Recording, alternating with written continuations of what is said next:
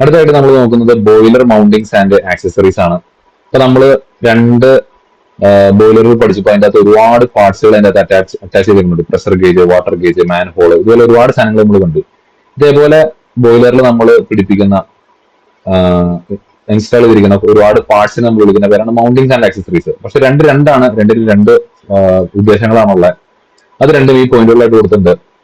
Mountings are accessories necessary for mountings are devices which are necessary for safe functioning of a boiler. ഒരു ബോയിലറിന്റെ safe ആയിട്ടുള്ള ഫംഗ്ഷനിങ്ങിന് വേണ്ടിയിട്ട് നമ്മൾ കൊടുക്കുന്ന സാധനങ്ങളാണ് മൗണ്ടിങ്സ്. ഇനി ഒരു ബോയിലറിന്റെ പെർഫോമൻസ് നമുക്ക് ഇമ്പ്രൂവ് ചെയ്യണം, എഫിഷ്യൻസി ഒക്കെ കൂട്ടാനായിട്ട് നമ്മൾ കൊടുക്കുന്ന സാധനമാണ് ആക്സസറീസ്. ആക്സസറീസ് എഫിഷ്യൻസി ഇമ്പ്രൂവ് ചെയ്യാനും മൗണ്ടിങ്സ് അതിന്റെ സേഫ്റ്റിയെ കരുതിയാണ് നമ്മൾ കൊടുക്കുന്നത്. അങ്ങനെ 5 മൗണ്ടിങ്സുകളെ പറ്റി നമുക്ക് പഠിക്കാനുണ്ട്. 5 പേരുടെ പേര് ഇവിടെ ഉണ്ട്. Safety valve, water level indicator, എല്ലാവരും നിങ്ങൾ വായിച്ചു നോക്കുക. ഈ 5 പേരും നമ്മുടെ ബോയിലറിന്റെ എഫിഷ്യൻസി ഒരു രീതിയിൽ ഇൻക്രീസ് ചെയ്യില്ല, അല്ലെങ്കിൽ പെർഫോമൻസ് ഇമ്പ്രൂവ് ചെയ്യില്ല. പകരം ഇവരെല്ലാം മൗണ്ടിങ്സ് ആയതുകൊണ്ട് തന്നെ ഇവരെല്ലാം ബോയിലറിന്റെ സേഫ്റ്റിയെ കരുതി നമ്മൾ ബോയിലറിൽ പിടിപ്പിക്കുന്ന സാധനങ്ങളാണ്. ഫസ്റ്റ് നമുക്ക് സേഫ്റ്റി വാൽവ് നോക്കാം. ഇപ്പൊ സേഫ്റ്റി വാൽവ് നമ്മൾ കോക്രാം ബോയിലർ പഠിച്ചപ്പോൾ അവിടെ എസ്പെഷ്യലി ഞാൻ അവിടെ പറഞ്ഞായിരുന്നു, നമ്മുടെ പ്രഷർ കുക്കറിന്റെ മേലെയുള്ള സേഫ്റ്റി വാൽവ് തന്നെയാണ്. എപ്പോഴാണോ ഇതിന്റെ അകത്തുള്ള ബോയിലറിന്റെ അകത്തുള്ള സ്റ്റീമിന്റെ പ്രഷർ ഒരു പരിധി വിട്ട് ഇൻക്രീസ് ആവുന്നത്, അന്നേരം ഈ സേഫ്റ്റി വാൽവ് തുറന്ന് പ്രഷർ റിലീസ് ചെയ്യും, സ്റ്റീമിനെ പുറത്തോട്ട് റിലീസ് ചെയ്യും. അപ്പൊ ഈ കാണുന്ന സാധനമാണ് സ്റ്റീമിന്റെ ഷെല്ല് എന്ന് പറഞ്ഞത്, സ്റ്റീമിന്റെ പുറമോടി, ബോയിലറിന്റെ പുറമോടി എന്ന് പറഞ്ഞത്. അതിന്റെ അകത്ത് മൊത്തം സ്റ്റീമാണ് അല്ലെ. അപ്പൊ സ്റ്റീമിന് നമ്മൾ പടത്തിൽ നമുക്ക് സ്റ്റീം എവിടം വരെ വരാം, ഇത് ഇവിടം വരെ വരാം. അത് കഴിഞ്ഞാൽ അതിന്റെ അപ്പുറത്തോട്ട് മൊത്തം ഈ പറയുന്ന വാൽവ് സെറ്റിംഗ്സ് ആണ്. അതായത് വാൽവ് സ്റ്റീമിനെ പുറത്തോട്ട് കടത്തി വിടില്ല. ഇനി എപ്പോഴാണോ ഇതിന്റെ അകത്തുള്ള സ്റ്റീമിന്റെ വാല്യൂ ഈ പർട്ടിക്കുലർ ലിമിറ്റിന് മേലെ പോകുന്ന സമയത്ത് ഈ സ്റ്റീം എന്ത് ചെയ്യുന്ന അറിയോ, ഈ പറയുന്ന ഗൺമെറ്റൽ വാൽവ് എന്നാട്ടോ വിളിക്കുന്ന ഈ ഗൺമെറ്റൽ വാൽവിനെ തള്ളി തുറന്നുകൊണ്ട് ഈ സ്റ്റീം പുറത്തോട്ട് റിലീസ് ആവും. റിലീസ് ആയി കഴിയുമ്പോൾ അവിടുത്തെ പ്രഷർ കുറയും. പ്രഷർ കുറയുമ്പോൾ ഈ വാൽവ് തിരിച്ചു വന്ന് അടയും. നമ്മുടെ കുക്കറിന്റെ മേലുള്ള സേഫ്റ്റി വാൽവ് പോലെ തന്നെ. അപ്പൊ സ്റ്റീമിന്റെ പ്രഷർ ലിമിറ്റിന് താഴെയാണെങ്കിൽ ഈ സാധനം ഓപ്പൺ ആവില്ല. സ്റ്റീമിന്റെ പ്രഷർ ലിമിറ്റിന് മേലെ പോയി കഴിഞ്ഞാൽ അപ്പൊ തന്നെ ഗൺമെറ്റൽ വാൽവിനെ തള്ളി തുറന്നുകൊണ്ട് സ്റ്റീം വെളിയിലോട്ട് പോകും. ഇനി സ്റ്റീമിനെ പുറത്തോട്ട് പോലെ തടഞ്ഞെടുക്കണമെങ്കിൽ, അല്ലാത്ത സാധനത്തിൽ ഇത് പക്കയായിട്ട് ക്ലോസ് ആയിരിക്കണമല്ലോ, അതിന് വേണ്ടിയിട്ട് നമ്മുടെ വാൽവിനോട് ഒരു സീറ്റ് ഉണ്ട്. ഈ കാണുന്ന സാധനമാണ് വാൽവിന്റെ സീറ്റ്. ആ സീറ്റിൽ നമ്മുടെ വാൽവ്, ഈ വി ഷേപ്പുള്ള വാൽവ് ഉണ്ടോ, ഈ ഗൺമെറ്റൽ വാൽവ് എന്ന് പറയുന്ന വാൽവ് കറക്റ്റ് ആയിട്ട് അവിടെ വന്നിരിക്കണം, പക്ക സീറ്റിലായിരിക്കണം, ഒന്നും പുറത്തോട്ട് എസ്കേപ്പ് ആവരുത്. അപ്പൊ അത് അതിന്റെ സീറ്റിൽ വന്നിരിക്കുമായിരിക്കും. പിന്നെ അതിന്റെ സീറ്റ് ഉറച്ചിരിക്കാൻ വേണ്ടിയിട്ട്, നല്ല ഉറച്ചിരിക്കാൻ വേണ്ടിയിട്ട് ബാക്കിൽ സ്പ്രിങ് പോലുള്ള ഒരു മെക്കാനിസം, സ്പ്രിങ് എന്ന് പറഞ്ഞാൽ എന്താ, പുഷ് ചെയ്ത് താഴോട്ട് പിടിക്കും. പുഷ് ചെയ്ത് ഈ സാധനത്തിന്റെ താഴോട്ട് ഇങ്ങനെ ഹോൾഡ് ചെയ്ത് പിടിക്കും. അങ്ങനെ ഹോൾഡ് ചെയ്ത് പിടിക്കാൻ വേണ്ടി നമ്മൾ താഴത്തെ മെക്കാനിസം കൊടുത്തിട്ടുണ്ട്. മെക്കാനിസം എങ്ങനെ നമ്മൾ എക്സ്പ്ലെയിൻ ചെയ്യേണ്ട ആവശ്യമില്ല, അതിന്റെ താഴേക്ക് വരുന്നുള്ള മാത്രം നോക്കിയിരിക്കുക. മൂവബിൾ വെയിറ്റ്, ലെവർ, പിന്ന്, ഫൾക്ര, ഇവർ കൂടി ചേർന്നിട്ടൊരു മെക്കാനിസം ഇതിന്റെ മേലെ കൊടുത്തിട്ടുണ്ട്. ആ മെക്കാനിസം ആണ് ഇതിനെ താഴത്തോട്ട് ഇങ്ങനെ തള്ളി പിടിക്കുന്നത്. അപ്പൊ ഈ രീതിയിലാണ് സേഫ്റ്റി വാൽവ് ഓപ്പറേറ്റ് ആവുന്നത്. അടുത്ത് വാട്ടർ ലെവൽ ഇൻഡിക്കേറ്റർ ആണ്. നമുക്ക് ബോയിലറിന്റെ വെളിയിൽ നോക്കുന്ന സമയത്ത് തന്നെ, ഇപ്പോൾ നമുക്ക് ബോയിലർ തുറന്നു നോക്കി വാട്ടറിന്റെ ലെവൽ നോക്കാൻ പറ്റില്ല, കാരണം അത് സ്റ്റീം ഉണ്ടാവും, നീരാവി ഉണ്ടാവും. അപ്പൊ നമുക്ക് ടാങ്കിന്റെ അല്ലെങ്കിൽ ഈ പറയുന്ന ബോയിലറിന്റെ വെളിയിൽ നിന്നുകൊണ്ട് തന്നെ നമ്മളിപ്പോ തെർമൽ പവർ പ്ലാന്റിലാണ് വർക്ക് ചെയ്യുന്നതെങ്കിൽ നമുക്ക് നോക്കിയിട്ട് അതിന്റെ അകത്ത് എന്തോരം വെള്ളം ഉണ്ടെന്ന് തിരിച്ചറിയാൻ സാധിക്കണം. അതിനുവേണ്ടി നമ്മൾ വാട്ടർ ലെവൽ ഇൻഡിക്കേറ്റർ, നിങ്ങൾ ആലോചിച്ചു വീട്ടിലേക്ക് വാട്ടർ ടാങ്കിന്റെ അകത്ത് ഇങ്ങനെ ഒരു ഇൻഡിക്കേറ്റർ പിടിച്ചു കഴിഞ്ഞാൽ വെള്ളം എന്തോരം നമുക്ക് മനസ്സിലാക്കാൻ സാധിക്കും. അത്രേ ഉള്ളൂ. അപ്പൊ ഇതാണ് നമ്മുടെ ബോയിലറിന്റെ വാള്, ചുമര്. അതിന്റെ അകത്ത് വെള്ളമുണ്ട്, വെള്ളത്തിന്റെ മേലെ സ്റ്റീമുണ്ട്. അതൊക്കെ നമുക്ക് ഇവിടെ കാണാം. ഇനി ഈ കാണുന്ന പാർട്ടിനെ നമ്മൾ വിളിക്കുന്ന പേരാണ് വാട്ടർ ലെവൽ ഇൻഡിക്കേറ്റർ. അതിന്റെ അകത്ത് വരുന്ന പാർട്ടുകൾ, മേലെ ഒരു സ്റ്റീം കോക്ക് ഉണ്ട്, താഴെ അതുപോലെ തന്നെ ഒരു വാട്ടർ കോക്ക് ഉണ്ട്. ഇനി അത് പോയി കണക്ട് ആവുന്നത് ഒരു ഗ്ലാസ് ട്യൂബിന്റെ അകത്തോട്ടാണ്. ഇതിന്റെ വർക്കിംഗ് ഒക്കെ വളരെ സിമ്പിൾ ആണ്. ഈ വാട്ടർ കോക്കും സ്റ്റീം കോക്കും ഓപ്പൺ ആണെങ്കിൽ ഇതിന്റെ അതോടെ സ്റ്റീം ഇതിന്റെ അകത്തോട്ട് വരും. ഇതിന്റെ അകത്ത് കൂടി വാട്ടർ കോക്കിലൂടെ വെള്ളം അകത്തോട്ട് വരും. രണ്ടുപേരും കയറി ഈ ട്യൂബിലോട്ട് വരും. ഈ ട്യൂബിലോട്ട് വന്ന് ബൈ ഫിസിക്സ് നമുക്കറിയാം, ഈ അകത്ത് എന്തോരം വെള്ളമുണ്ടോ അതേ ലെവൽ ഓഫ് വാട്ടറും അതേ ലെവൽ ഓഫ് സ്റ്റീമും ഇപ്പുറ സൈഡിലും വരും. അപ്പൊ അകത്ത് എന്താണോ അത് തന്നെ നമുക്ക് ഈ ഗ്ലാസ് ട്യൂബിന്റെ അകത്ത് വെളിയിൽ കാണാനായിട്ട് സാധിക്കും. അപ്പൊ ഇതുപോലെ സിമ്പിൾ ആയിട്ടുള്ള വർക്കിംഗ് ആണ് നമ്മുടെ വാട്ടർ ലെവൽ ഇൻഡിക്കേറ്ററിന്റെ. ഇത് താഴെ ഒരു ഡ്രെയിൻ കോക്ക് കൊടുത്തിട്ടുണ്ട്. അത് ഇതിനകത്തുള്ള വെള്ളമൊക്കെ നമുക്ക് ഊർത്തിക്കളഞ്ഞ് അതിന് എന്തെങ്കിലും മെയിൻ്റനൻസ് കാര്യങ്ങൾക്ക് വേണ്ടിയിട്ടൊക്കെ ചെയ്യാൻ വേണ്ടിയിട്ടാണ് ഡ്രെയിൻ കോക്ക് എന്ന് പറഞ്ഞ സാധനം യൂസ് ചെയ്യുന്നത്. ഇതാണ് നമ്മുടെ വാട്ടർ ലെവൽ ഇൻഡിക്കേറ്ററിന്റെ വർക്കിംഗ്. അത്രയും കാര്യങ്ങളാണ് നമുക്ക് ഇതിന്റെ അകത്ത് പറയാനുള്ളൂ. അപ്പൊ പടം വരയ്ക്കാൻ നീറ്റായിട്ട് പഠിക്കുക, അതിന് ശേഷം നല്ല രീതിയിൽ എക്സ്പ്ലെയിൻ ചെയ്ത് വെക്കുക. അടുത്തത് പ്രഷർ ഗേജ് ആണ്.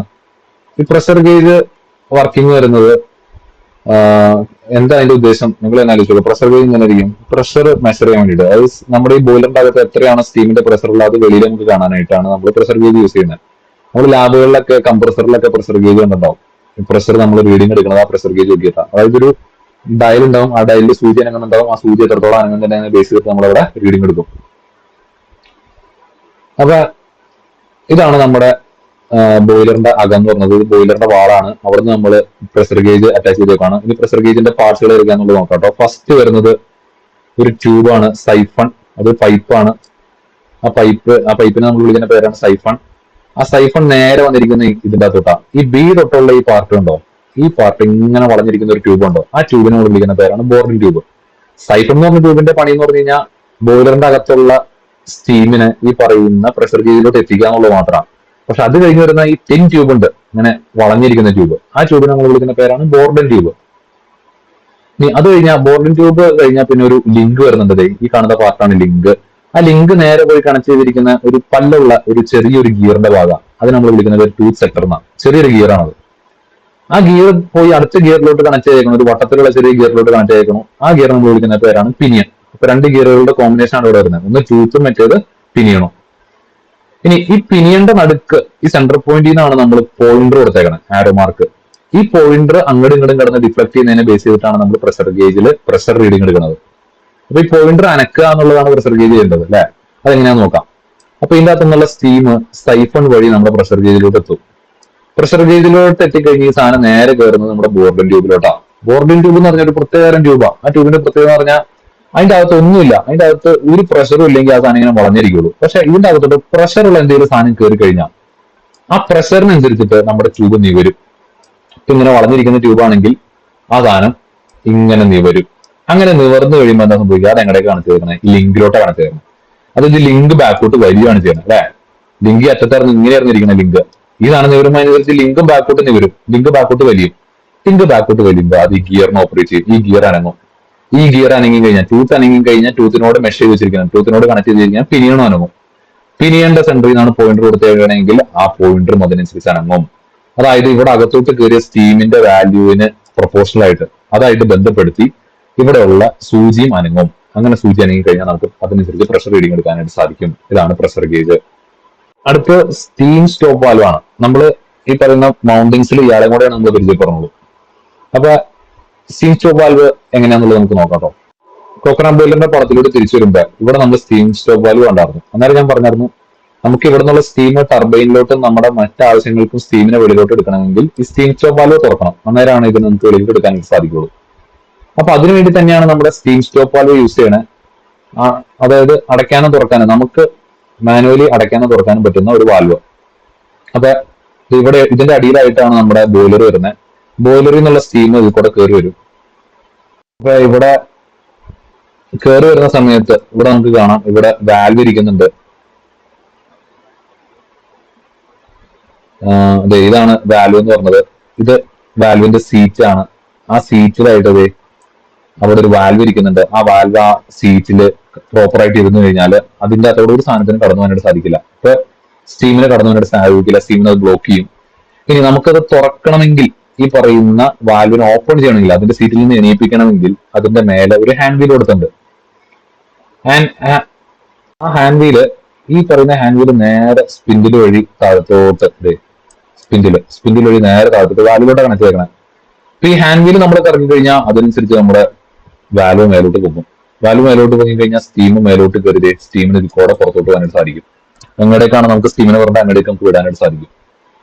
ഇനി ഈ പറയുന്ന ഹാൻഡ് വീല് നേരെ ഓപ്പോസിറ്റ് ഡയറക്ഷനിൽ കറങ്ങി കഴിഞ്ഞാൽ ഈ സാധനം താഴത്തോട്ട് നീങ്ങും. സ്പിന്നിൽ താഴത്തോട്ട് നീങ്ങി ഈ വാൽവ് അതിന്റെ സീറ്റിൽ വീണ്ടും വന്നിരിക്കും. വാൽവ് ക്ലോസ് ആവും. ഇങ്ങനെയാണ് വാൽവ് ഓപ്പണിംഗ് ക്ലോസ് ആവുന്നത്. വളരെ സിമ്പിൾ ആയിട്ടുള്ള വർക്കിംഗ് ആണ്. പടം മാത്രം വരയ്ക്കാൻ ജസ്റ്റ് ഒന്ന് പഠിച്ചാൽ മതി.